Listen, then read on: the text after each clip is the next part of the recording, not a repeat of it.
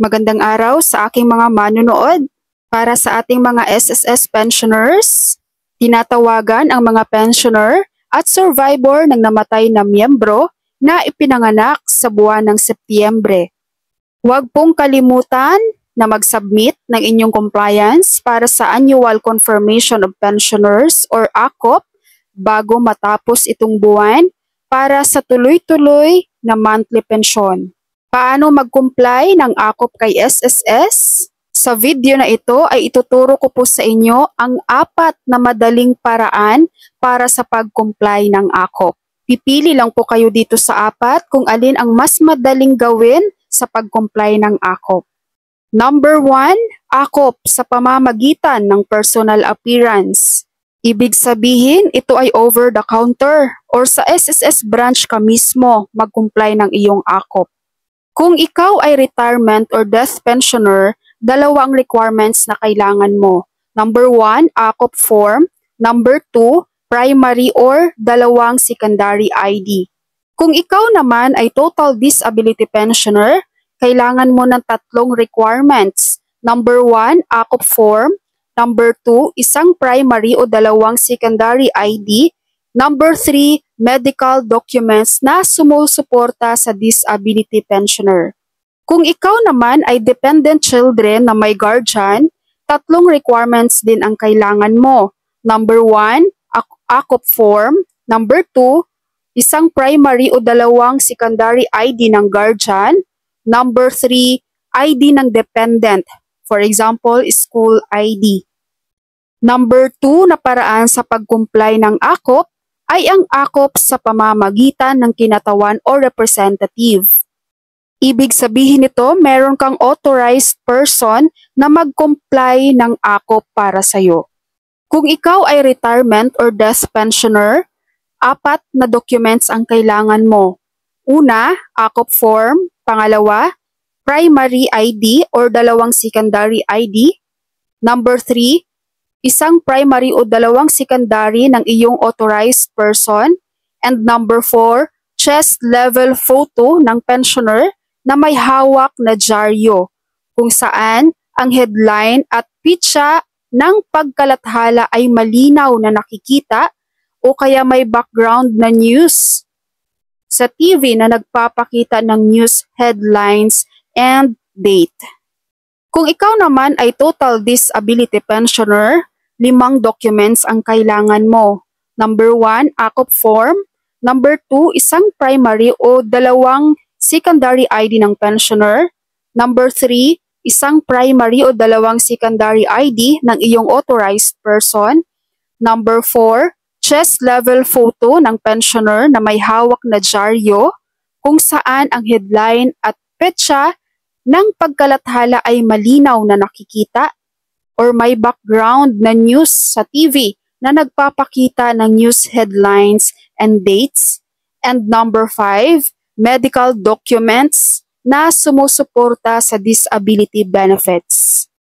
Number 3 na paraan sa pag-comply ng ACOP ay ang ACOP sa pamamagitan ng email. Ibig sabihin nito, i-email nyo lang ang mga documents at hindi nyo na kailangan pang pumunta sa SSS branch. Kapag ikaw ay retirement or death pensioner, 3 ang documents na kailangan mong i-email sa iyong SSS. Number 1, ACOP form.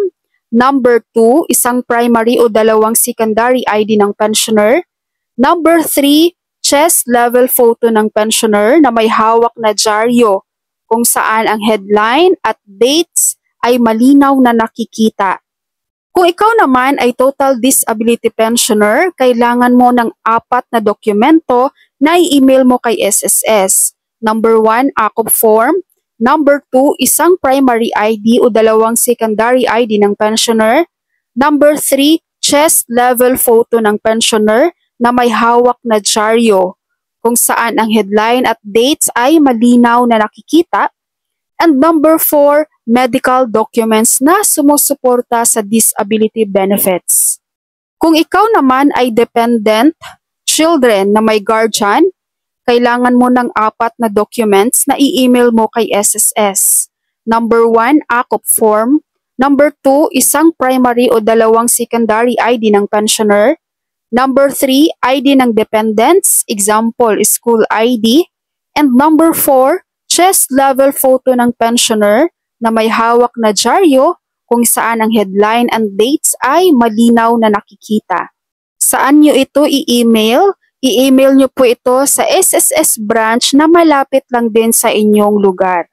At para makuha mo ang email address ng SSS branch na pinili mo, pupunta ka lang sa Google, i-search mo ang SSS, i-click mo tong kanilang website, and scroll down mo lang, makikita mo dito ang branch directory.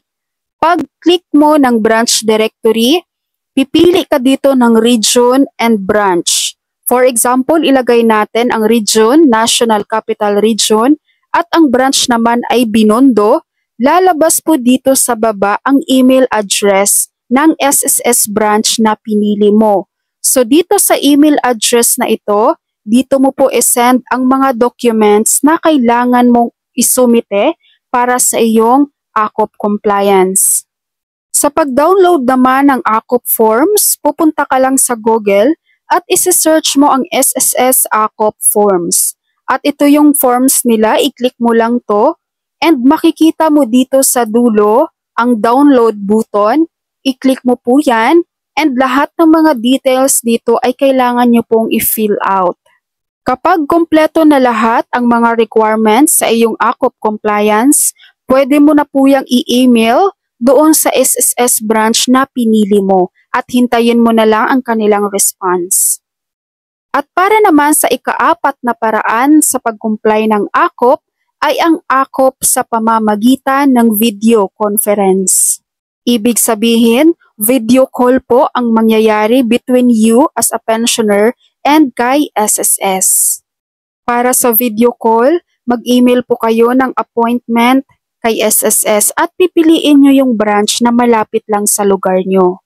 Pag nakuha nyo na ang email address ng SSS branch na pinili nyo, for example, kung ang pinili nyo ay binondo at sss.gov.ph, ang subject na ilagay nyo is AKOP-VC, your name, uri ng pensioner, for example, retirement, at dito naman sa body of the letter, ilalagay nyo ang preferred date and time.